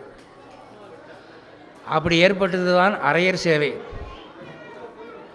இந்த அரையர் சேவையை காட்டுமன்னார் கோவில் என்ற வீரநாராயண பெருமாள் கோவில் பெருமாள் நாதமுனிகளுக்கு அரையர் சேவையை தொடங்கி வைக்கிறார். எப்படி தொடங்கி வைக்கிறார் என்றால், தன் தலையில் இருக்கிற கிரீடத்தை அர்ச்சகர் மூலமாக கழற்றி எடுத்து நாதமுனிகள் தலையில் வச்சாராம். இன்று முதல் இந்த கிரீடம் உமக்கு, நீர் அபிநயம் பிடித்து இந்த பாசுரங்களை பிரபலப்படுத்த வேண்டும் அப்படின்னு சொன்னார். அப்போது நாதமுனிகள் அபிநயத்தின் மூலமாக, இசையின் மூலமாக இந்த பாசுரங்களை பிரபலப்படுத்தினார். நாதமுனிகளுக்கு குரல் நல்ல கார்வையான சங்கீத குரல். பாடினார்னா மைக் இல்லாமலே ஒரு 1000 பேர் கேட்கும், இனிமையாக இருக்கும். இப்போ சில பேர் காட்டு கத்தா கத்துவாங்க, கத்துனாங்கன்னா ஒரு 1000 பேர் கேட்கும். ஆனால் எவன் கேட்க நிற்பாங்க, ஓடிடுவான் அந்த இடத்த விட்டு. ஆனால் அவர் பாடினார்னா ரொம்ப தொலைதூரத்தில் இருக்கிறவங்களும் தேடி வருவாங்களாம். அவ்வளவு இனிமையான குரல், சங்கீதத்தை முறைப்படி கற்றவர். அவருக்கு இந்த உலோகத்தினால் ஆன ஒரு தாளம் ஒன்று இருக்கும். நீங்கள் கர்நாடக இசை கச்சேரியில் பார்த்தீங்கன்னா இந்த ஜால்ரா போட்டு பாடுறதுன்னு சொல்லுவாங்க. ஒரு தோசைக்கல் மாதிரி சின்னதாக வட்டமாக இருக்கும், கீழே ஒன்று மேலே ஒன்று, அதை ஒன்று மேலே ஒன்று மோதி ஒலி எழுப்பி அந்த இசையை ஒரு பின்னணி இசையாக வைத்து பாடுவார்கள். இப்போ கூட பெரிய அலுவலகங்களில் மேனேஜரை ஒருத்தர் ரொம்ப காக்கா பிடிக்கிறான் அப்படின்னு சொன்னால் அவனுக்கு ஜால்ரான்னு பேர் வைப்பாங்க. நான் போகிறான் பார் ஜால்ரா அப்படின்னு. அதாவது சங்கீத வித்வானுடைய சங்கீதத்துக்கு ஏற்ப அடிக்கிறான ஜக் ஜக் ஜக் அடிக்கிறான். அதுக்கு இந்த ஜால்ரா இருக்க அதை வந்து ஆளுக்கு ஒரு ஜோடி ஜால்ரா கையில் வச்சுக்கிட்டு 100 பேர் ஒரு வரிசையாக நின்று ஒரே சமயத்தில் தட்டினாங்கன்னா அதை இவர் கூர்ந்து கவனித்து கேட்டுட்டு 34வது ஆள் வச்சிருக்கிற ஜால்ராவில் உலோக கலவை சரியில்லை அப்படின்னு சொல்லுவாராம். அதை செய்யும்போது அந்த பித்தளை வெங்கல கலவை சரியில்லை, அபசுரமாக வருது அப்படிம்பார். அவ்வளோ தூரம் சங்கீத ஞானம் உடையவர். ஒரு முறை காவிரி கரையோரமாக அவர் தந்த சுத்தி செய்து கொண்டிருந்த போது, பல் துலக்கி கொண்டிருந்த போது, சோழராஜாவுடைய சபையிலே சங்கீத போட்டியிலே கலந்து கொண்டு பரிசு பெற முடியாமல் தோல்வியடைந்த ஒரு பெண் அழுது கொண்டே அந்த பக்கம் வந்தாளாம். அந்த பெண்ணுடைய அழுகையை பார்த்துட்டு நாதமுனிகள் கேட்டாராம், ஏம்மா அழுகுற, உனக்கு என்ன குறைன்னா, நான் சோழராஜா சபையில் போய் பாட்டு பாடினேன், உனக்கு பாடவே தெரியலன்னு சொல்லி அனுப்பிச்சிட்டாங்க அப்படின்னு அழுதுச்சான். எங்கே நீ ஒரு பாட்டு பாடு பார்ப்போம் அப்படின்னு. ஏன்னா பாட சொல்லி அந்த அம்மா எப்படி பாடுதுன்னு தெரிஞ்சுக்கிட்டு தான் நம்ம வக்காலத்து வாங்கணும். அது கழுத மாதிரி கற்றுச்சுன்னா அந்த பொண்ணை கூட்டிக்கிட்டு சோழராஜாட்ட போய் வேறு எப்படி போய் வக்காலத்து வாங்க முடியும். ஒரு பாட்டு பாடுமான்னா அவள் பாடினா அது தேவலோக சங்கீதமாக இருந்தது. தேவலோக சங்கீதம்ங்கிறது வேறு, மனுஷலோக சங்கீதம்ங்கிறது வேறு. மனுஷலோக சங்கீதம்ங்கிறது குறைஞ்ச அறிவுள்ளவங்களுக்கு மட்டுமே புரிந்து கொள்ளக்கூடிய அளவு சுருக்கமான அணுக்கங்கள் உடையது. இப்போ நீங்கள் ரேடியோவிலேயோ டிவிலேயோ கர்நாடக இசை கச்சேரி வச்சாங்கன்னா அவங்க ஆலாபனை பண்ணுறாங்க இல்லையா, அந்த மாதிரி இருக்கும். ஆனால் தேவலோக சங்கீதம்ங்கிறது ரொம்ப மேல் நிலைமையில் போய் ஆலாபனை ரொம்ப உயர்ந்த மட்டத்தில் பண்ணுறது. இந்த பொம்பளை அந்த மாதிரி லெவலில் பாடுது. அப்போ பார்த்துட்டு இந்த பொம்பளையினுடைய அருமை தெரியல அவங்களுக்குன்னு சொல்லி அந்த பெண்ணை கூட்டிக் கொண்டு சோழராஜாவுடைய சபைக்கு போய் அந்த ராஜா கிட்ட இந்த பொண்ணுக்கு பாட தெரியாதுன்னு சொன்னது யார் அப்படின்னு கேட்டாராம். அப்போ அங்கே இருக்கிற வித்வான்கள்லாம் நாங்கள் தான் அப்படின்னாங்க. நீங்கள் பரிசு கொடுத்த பெண் யார் அப்படின்னாங்க. உடனே அந்த பெண்ணை கொண்டு வந்து நிறுத்தியிருக்கிறாங்க. அப்போ இவர் 2 பேரையும் பாட சொல்லுங்க என்று சொல்லி ஒரு பித்தளை டம்ளர் அதை ஒரு கருங்கல் தூண் மேலே வச்சு, நீங்கள் பரிசு கொடுத்த பொண்ணை பாட சொல்லுங்க அப்படின்னாராம். அந்த பொண்ணு பாடினா, என்ன மாதிரி ஆச்சா பாருங்க அப்படின்னாங்க. நாதமுனிகள் சொன்னார். அப்போ ராஜா கேட்டான், ஏங்க ஒரு பாட்டு பாடினா தூண்டில் இருக்கிற டம்ளர் அங்கேயே தான் இருக்கும், பறந்து தான் ஓடும் அப்படின்னா. சரி, இப்போ இந்த பொண்ணை பாட சொல்லுங்க அப்படின்னாங்க.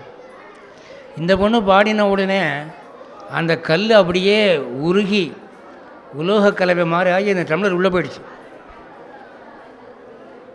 நிறுத்துமா அப்படின்னாரு. இந்த பொண்ணு நிறுத்தின உடனே அந்த கல் மறுபடியும் கல்லாயிடுச்சு, டம்ளர் உள்ளே மாட்டிக்கிச்சு. இப்போது நாதமுனிகள் சொன்னாராம், அந்த பொண்ணுக்கு தான் சங்கீதம் தெரியும்னு சொன்னீங்க இல்லையா, இப்போ அந்த பொண்ணை பாடி மறுபடி கல்லை உருக்கி அந்த டம்ளரை வெளியெடுக்க சொல்லுங்க அப்படின்னு. அப்போ எல்லாருக்கும் ஒரே ஸ்தம்பனம். அந்த பொண்ணை நீ பாடுமா அப்படின்னா, இல்லைங்க எனக்கு அதெல்லாம் வராதுங்கன்னு.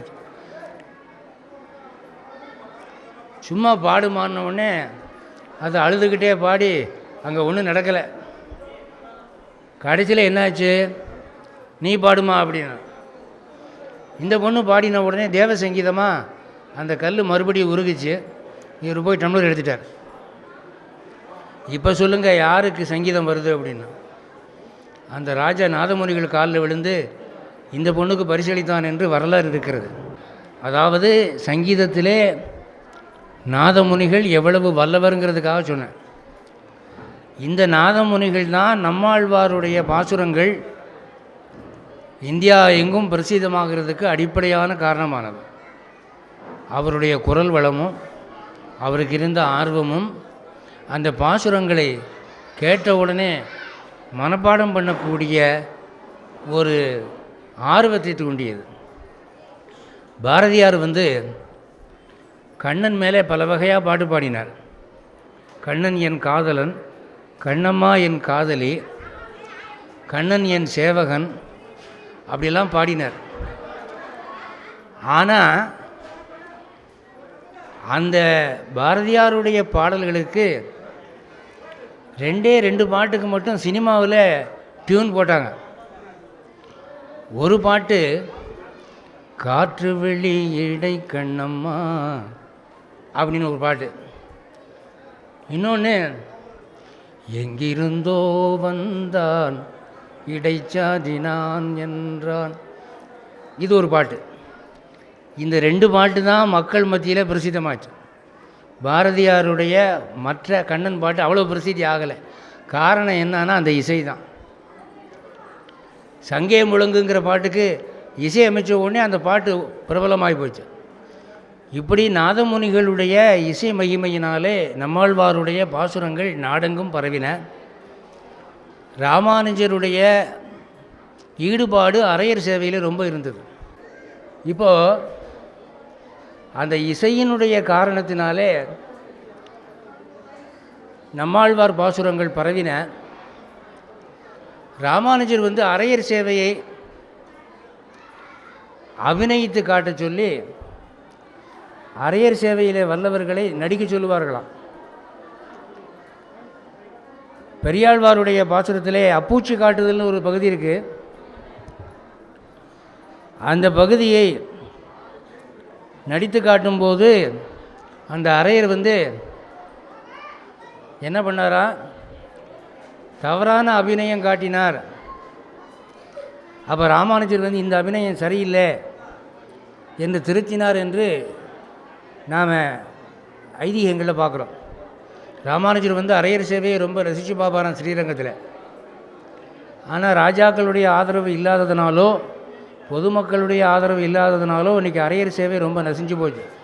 ஸ்ரீவில்லிபுத்தூரில் இருக்குது அரையர் சேவை, ஸ்ரீரங்கத்திலே அரையர் சேவை நடப்பதாக நான் கேள்விப்பட்டிருக்கிறேன், வேறு ஊர்களில் காணாம்.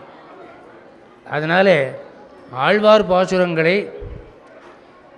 இவர் திருவாய்மொழி மூலமாக நம்மாழ்வார் நமக்கு எடுத்து சொன்ன கருத்து என்னென்னா சாம வேதம். இதில் ராப்பத்து உற்சவம் பகல்பத்து உற்சவம்னு சொல்லி கேள்விப்பட்டிருப்பீங்க. திருமங்கையாழ்வாருக்கு நம்மாழ்வார் பாசுரங்களில் ரொம்ப ஈடுபாடு. ஸ்ரீரங்கத்திலே ஆழ்வார் பாசுரங்கள் சேவிக்கப்பட வேண்டும் என்ற ஏற்பாடு திருமங்கை ஆழ்வார் ரொம்ப தீவிரமாக பண்ணார். அதில் நீங்கள் இந்த உற்சவ காலத்தில் பாசுரங்களை சேவிக்கிற போது ரா 10 பகல் 10ன்னு 2ஆக பிரித்து செய்வாங்க. அது ஏன் 2ஆக பிரித்தாங்க? ரா 10ங்கிற பேர் ஏன் வந்தது, பகல் 10ங்கிற பேர் ஏன் வந்தது அப்படின்னு கேட்டால், நான் பல பேரிடம் பரவலாக கேட்டு எனக்கு பதில் கிடைக்கவில்லை. பிறகு ஆழ்வார் திருநகரியிலே நம்மாழ்வார் அவதார ஸ்தலத்திலே நம்மாழ்வாருடைய பிரதான சிஷ்யராகிய மதுரகவி ஆழ்வார் பரம்பரையிலே தோன்றிய மதுரகவி அண்ணாவியார் சுவாமிகள் அதுக்கு பதில் சொன்னார். என்ன அப்படின்னா, திருவாய்மொழி தவிர ஏனைய பாசுரங்கள் எல்லாம் பகல் வெளிச்சத்தில் சேவிப்பாங்க. திருவாய்மொழியை மட்டும் பொழுது விழுந்து ராத்திரியில் சேவிப்பாங்க. ஏன்னா அது சாமவேத சாரம், அது எல்லார் காதலையும் விழக்கூடாது என்று ஸ்ரீரங்கத்தில் திரை போட்டு ரகசியமாக சேவிப்பாங்க. அப்போ ரா 10 என்பது என்ன அப்படின்னா, சாமவேத சாரமாகிய திருவாய்மொழி. அந்த திருவாய்மொழியிலே சாமவேதம் என்பது 4 வேதங்களில் சிறந்தது. பகவத்கீதையிலே கண்ணன் சொல்லும்போது, நான் சாமவேதமாக இருக்கிறேன், வேதங்கள் 4லே நான் சாமவேதமாக இருக்கிறேன் அப்படின்னா என்ன விஷயம், என்ன காரணம் அப்படின்னா, அதர்வண வேதத்திலே மாந்திரிகம், யஜுர்வேதத்திலே யஜ்ஞங்கள், ருக்வேதத்திலே சூக்தங்கள் அதிகமாக சொல்லியிருக்கு. சாமவேதத்திலே தான் பகவத் விஷயங்கள் அதிகமாக சொல்லியிருக்கு. அதனால் பகவானை பற்றிய விஷயங்கள் தெரிஞ்சுக்கணும், உபனிஷதங்களுடைய உள்ளர்த்தத்தை தெரிஞ்சுக்கணுன்னா சாமவேதம் படிக்கணும். அந்த சாமவேதத்தின் சாரத்தை திருவாய்மொழியாக அவர் கொடுத்திருக்கிறார். உயர்வர உயர்நலம் உடையவன் எவன்கிற முதல் பாசுரத்தில் முதல் எழுத்துக்கள்லேயே ஆ உ மா என்ற 3 எழுத்துக்களை வைத்து ஓங்காரத்தை வச்சிருக்கிறார், மாற்றி போட்டு என்று சொல்லுவார்கள். துயரரு சுடரடி தொழுதழு என் மனனே அப்படிங்கிற இடத்துல துயரரு என்பதற்கு பக்தர்களுடைய துயரை அறுக்கக்கூடிய சுடரடின்னு சாதாரணமாக அர்த்தம் சொல்கிறாங்க. ஆனால் பகவானுக்கு ஒரு துயரம் இருக்கான், இந்த பக்தர்கள் வந்து சேவித்து நற்கதி அடைய மாட்டேங்கிறாங்களே என்று அவன் சோகம் பிடிச்சி கிடக்கிறான். அதனால் அவன் திருவடி ரொம்ப துயரத்தோடு இருக்குது. அவன் துயரத்தை தீர்க்கிறதுக்கு நீங்கள் போய் அவன் காலில் விழுந்து நமஸ்காரம் பண்ணி நீங்கள் நற்கதி அடைஞ்சால் அதை பார்த்து அவன் சந்தோஷம் அடைகிறான். அவன் துயரத்தை அறுக்கக்கூடிய சுடரடி என்று ரகசிய சுவாபதேசமாக சொல்வார்கள். திருவாய்மொழியிலே ஒவ்வொரு பாசுரத்துக்கும் விளக்கம் வந்து மாதக்கணக்கிலே வருஷக்கணக்கிலே மணவாள மாமுனிகள் ஸ்ரீரங்கத்தில் சொல்லுவார் என்று ஐதீகம் இருக்கிறது. ராமானுஜர் வந்து திருவாய்மொழிக்கு விளக்கம் சொன்னபோது ராமானுஜர் சொன்னதை எதிர உட்காந்து அப்படியே ஒரு அன்பர் ஒரு ஏட்டில் எழுதி அதை பூரா தொகுத்து திருவாய்மொழிக்கு ராமானுஜர் உரை அப்படின்னு பெயர் போட்டு அதை ராமானுஜரை போய் காமிச்சாராம். அப்போ ராமானுஜர் அதை கிழிச்செறிஞ்சிட்டாராம். ஏன் அப்படின்னா, திருவாய்மொழி பாசுரங்கள்ங்கிறது அவரவருடைய குரு பக்திக்கு ஏற்ப விதவிதமாக பொருள் சுரக்கும். அப்படி இருக்கிற போது நான் சொன்ன ஒரு உரையை எழுதினா ராமானுஜரே இப்படி சொல்லிட்டார்னு சொல்லி அந்த ஒரு உரையை மட்டும்தான் பேசுவாங்க. ஆதலாலே இப்படிலாம் செய்யக்கூடாது. அவரவருடைய குரு பக்தி, இறை பக்தி அவற்றுக்கு ஏற்ப விதவிதமாக பொருள் தோன்றும். 6000 படி, 9000 படி, 12000 படி, 24000 படி, 36000 படி என்று பல வியாக்கியானங்கள் வந்தன. அதில் 36000 படியை தான் நம்ம ஈடு என்ற வியாக்கியானமாக சொல்லுகிறோம். இப்போது இதுவரைக்கும் நான் சொன்னதெல்லாம் வந்து ஒரு முன்னுரை என்று தான் வைத்துக்கொள்ளலாம். பயந்துடாதீங்க, முன்னுரையே இப்படின்னு சொன்னால் இதுக்கு மேலே பின்னுரை ஒன்று இருக்கா அப்படின்னு. அவர் தலைவர் சொன்னார், உங்களுக்கு 7 மணிக்கு பெருமாள் புறப்பாடு இருக்குது, 7 மணிக்கு முன்னால் முடிச்சிருக்கோன்னு. எனவே முடிக்க போகிறேன். இதில் 7ஆம் பத்திலே 9ஆம் பதிகத்திலே இருந்து ஒரு 1-2 பாசுரம். என்றைக்கும் என்னை உய்யக்கொண்டு போகிய அன்றைக்கன்று என்னை தன்னாக்கி என்னால் தன்னை இந்தமிழ் பாடிய ஈசனை ஆதியாய் நின்ற வெண்ஜோதியை என் சொல்லி நிற்பேனோ. இதில் என்னை திருத்தி பணிகொண்டு என் ஜென்மாவை சார்த்தகமாக்கி என் நாவிலிருந்து தன்னை பாடிக்கொண்டான் பெருமாள் அப்படிங்கிறார். நம்மாழ்வாருடைய பாசுரங்கள், திருவாய்மொழி பாசுரங்கள் எல்லாம் பகவானே நாக்கிலிருந்து தன்னை பாடிக்கொண்டவை. பகவானுடைய பாட்டு தான் அது, பகவானுடைய அவதார விசேஷந்தான். பகவான் ராமனாக பிறந்தான். அவன் ராமனாக பிறந்தபோது இப்போ நாமெல்லாம் ஸ்ரீரங்கத்தில் வச்சு வழிபடக்கூடிய ரங்கநாத பெருமாள் விக்கிரகத்தை அந்த காலத்தில் அயோத்தியில் தசரதனும் அவங்க அப்பாவும் அவங்க பரம்பரையை சேர்ந்தவங்களும் டெய்லி வழிபட்டு வருவாங்களாம். அப்போ அந்த விக்கிரகத்தை ராமனே வழிபட்டு தன் திருவடியை தானே அணிந்தான் என்று கம்பன் சொல்கிறபடி அவன் நெற்றியிலே திருமண்கா பணிந்து கொள்வான், தன்னை தானே வணங்குவான்னு சொல்லுவான். அதுபோல் தன்னையே தான் பாடிக்கொண்ட பாடல்கள் தான் இந்த திருவாய்மொழி. ஆதலாலே சுவாமி நம்மாழ்வார் வைபவம் என்ற இந்த ஒரு தலைப்பிலே சுவாமி நம்மாழ்வாரை பற்றி தெரியாத விவரங்கள் தெரியும்படியாகவும், தெரிந்த விவரங்கள் மறுபடியும் மனதுக்கு வரும்படியாகவும், இப்போ ராமாயணத்தை ஊரெங்கும் சொன்னாலும் தெரிஞ்ச கதை தானே என்றாலும் மறுபடி கேட்பது சிறப்பு என்ற ஒரு நோக்கத்திலே எனக்கு கொடுக்கப்பட்ட ஒரு சிறு நேரத்திலே இப்போ பெருமாள் புறப்பாடு இருப்பதனாலே நிறைவு செய்யலாம் என்று நினைக்கிறேன். ஸ்ரீமன் நாராயண கைங்கரிய சபை தலைவர் அவர்களுக்கும் சபை உறுப்பினர்களுக்கும் இந்த ஆற்காடு ஸ்ரீ பெருந்தேவி தாயார் சமேத வரதராஜ பெருமாள் திருக்கோவில் தேவஸ்தான நிர்வாகிகளுக்கும் கைங்கரியார்த்திகளுக்கும் இதுவரை பொறுமையாக செவிமடுத்த பக்த கோடிகளாகிய உங்களுக்கும் நன்றி கூறி விடைபெறுகிறேன். ஜெய் ஸ்ரீமன் நாராயண்.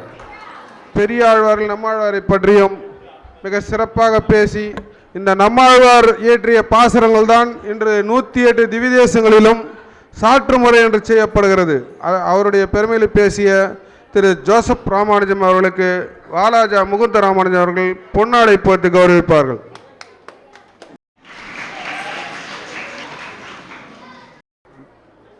வேதநூல் சாரமான திருவாய்மொழியை சுவாமி நம்மாழ்வார் எப்படி இயற்றினார், அதை எப்படி இந்த உலகுக்கு அருளினார், அது பகவானுடைய செயல், அவர் எப்படி பிறந்தார், அவருடைய வளர்ப்பு, அவர் வாழ்ந்த வாழ்க்கை, அவர் கொடுத்த நூல், இத்தனையையும் ஒரு ஆழமான விஷயங்களை மிக மிக எளிமையாக நமக்கெல்லாம் புரியும்படியாக தெள்ளந்தெளிவாக உரைத்த ஸ்ரீ ஜோசப் ராமானுஜதாசன் அவர்களுக்கு அகலகிலேன் இறையும் என்ற அலர்மேல் மங்கை உரை மார்பா, நிகரில் புகழாய் உலகம் மூன்றுடையா என்னை ஆழ்வானே, நிகரில் அமரர் முனிக்கணங்கள் விரும்பும் திருவேங்கடத்தானே, புகழ் ஒன்றுமில்லை அடியேன் உன் அடிக்கீழ் அமர்ந்து புகுந்தேன் என்று சொல்லி அவரை கௌரவிக்கக்கூடிய வாய்ப்பு அடியேனுக்கு கிடைத்ததாக மகிழ்ந்து, அவரை இந்த ஊருக்கு வந்ததுக்கு நாம் செய்த தவம், நாம் செய்த பயன் என்று சொல்லி அவரை இந்த பொன்னாடையை போர்த்தி மகிழ்கிறோம்.